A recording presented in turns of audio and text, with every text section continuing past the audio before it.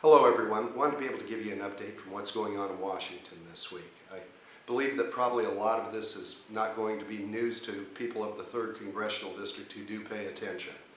We saw that the hearings are continuing to go on with Benghazi. This was a travesty. We had 4 Americans who were killed who called for help. This consulate was effectively American soil.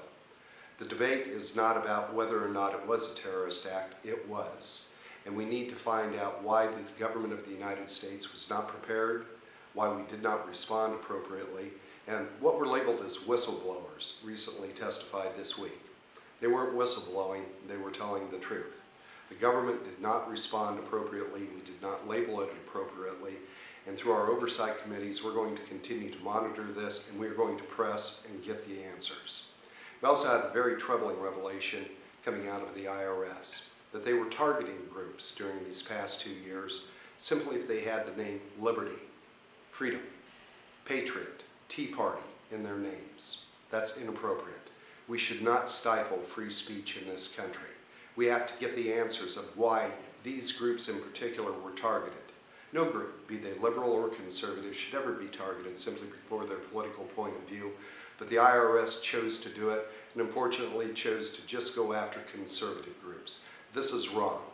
We actually pointed this out about a year ago in a letter that we'd written of inquiry asking the IRS if they were indeed targeting these groups. Many of you have heard some of the testimony from previous months stating that they had not.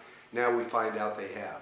As a result, we've just seen resignation of the Commissioner of the IRS, and other heads are probably going to roll and should roll as well. But that's further troubling because we have Sarah Ingram, who was in charge of part of this program, now heading up the Affordable Care Act for the IRS division.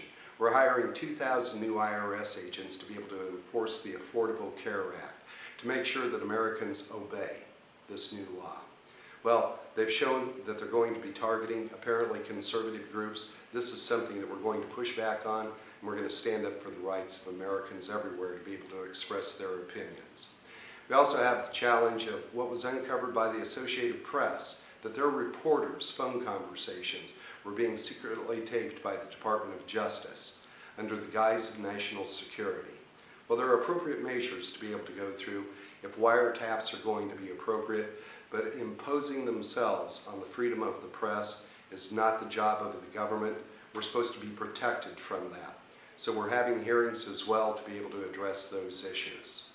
So a multitude of challenges that we're facing, in addition to the ongoing challenge of getting fiscal responsibility in this country and being able to get our people back to work. We've been traveling throughout the 3rd Congressional District, and I'm still talking to many of you who are worried about your job if you have one, and far too many who are seeking a job and simply can't find one. Next week, we're hoping to be able to help provide part of the solution for that. We're going to be having the committee hearing on our Planning for America's Energy Future Act, and all of the above strategy that is going to be able to put Americans back to work, Americans working in the 3rd Congressional District, to be able to provide that energy security that we need for this country, to be able to help our senior citizens who are on fixed income, to be able to help those young families who are trying to be able to get a fresh start and not seeing more and more of their resources stripped away by us not having that energy security and affordable energy in this country to be able to create jobs. We're continuing to work also on our Healthy Forest Management and Wildfire Act. We all well know the impending drought and current drought that we have in the state of Colorado.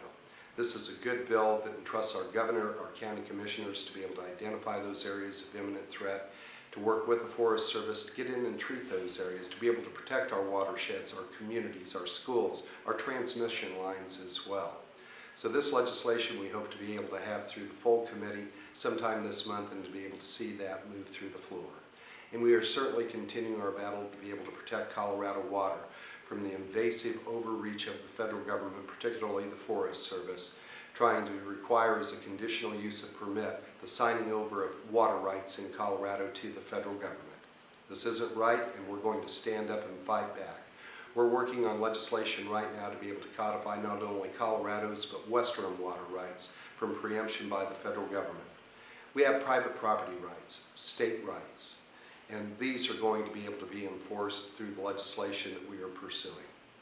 As always, we appreciate all of the input that we get out of the 3rd Congressional District through all of our offices and the one in Washington. And we look forward to visiting with you soon.